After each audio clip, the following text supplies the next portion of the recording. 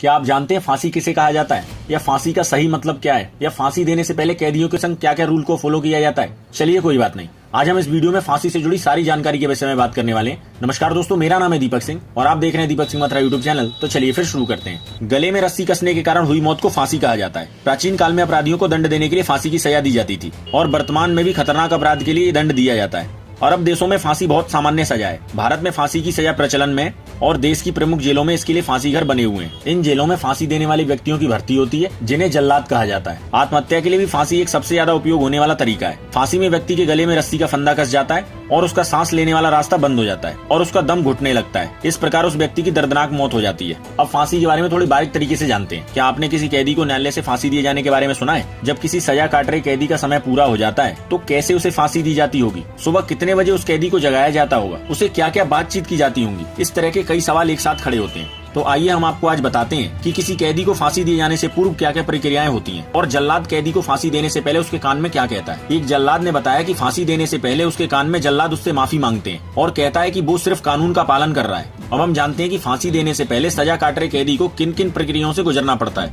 Number 1, फांसी की सजा अमल होने से 2-4 दिन पहले जल्लाद को जेल आना पड़ता है। वहाँ वरिष्ठ अधिकारियों की निगरानी में उन्हें फांसी का अभ्यास करना पड़ता है। इसमें उन्हें फंदे और तख्ते की जाँच करनी होती है ताकि फांसी देते समय कोई अड़चन न आए।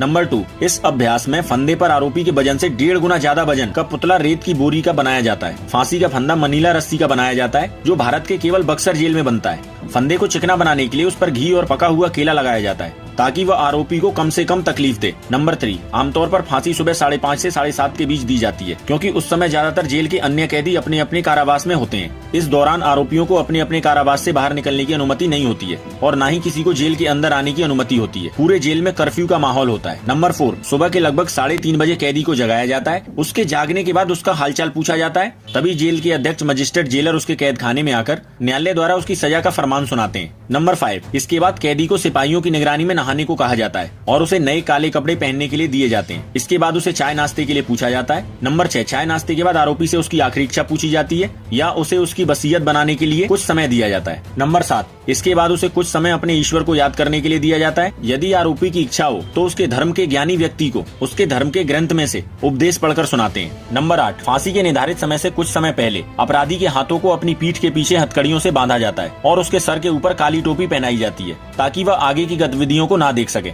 नंबर 9, इसके बाद जेल के अध्यक्ष के साथ कुछ सिपाही आते हैं और आरोपी को उसके कारावास से फांसी दिए जाने के स्थान पर ले जाते हैं जो लगभग 100 गज की दूरी पर होता है। फांसी देने की जगह पर जल्लाद के अलावा जेलर, जेल के अध्यक्ष, डिस्ट्रिक्ट मजिस्ट्रेट, डॉक्टर, सफाई कर्मचारी और 10 सिपाही मौजूद होते हैं। नंबर 10, फांसी देने का तख्ता एक 10 फीट ऊंचे चौतरे पर बनाया जाता है। आमतौर पर तख्ते की दाईं ओर एक लीवर होता है जिसके खींचने पर कैदी के पैर के नीचे का तख्ता हट जाता है और कैदी को लटका देता है। नंबर 11, तख्ते पर खड़े होने के बाद कैदी की हथकड़ियों को निकालकर उसके हाथ और पैर दोनों को बांधा जाता है। नंबर 12, हाथ पैर बांधने के लिए कैदी के गले में फंदा लगाया जाता है। फंदे को गले पर कैदी के दाहिने कान की ओर फंदे की गांठ को बिठाया जाता है। नंबर 13, न्यायालय के दिए गए समय पर जेलर अपने हाथ में रखे सफेद रुमाल को नीचे गिराता है जो जल्लाद के लिए लीवर खींचने का इशारा होता है। नंबर 14, यहाँ जल्लाद को लीवर बड़ी सफाई से खींचना पड़ता है क्योंकि यदि तख्ता जोर से अलग हो गया तो आरोपी की दर्दनाक मृत्यु हो सकती है या फिर उसकी गर्दन उसके शरीर से भी अलग हो सकती है। लीवर खींचने के 15 मिनट बाद डॉक्टर जाकर आरोपी को चेक करते हैं और उसे मृत घोषित करते हैं।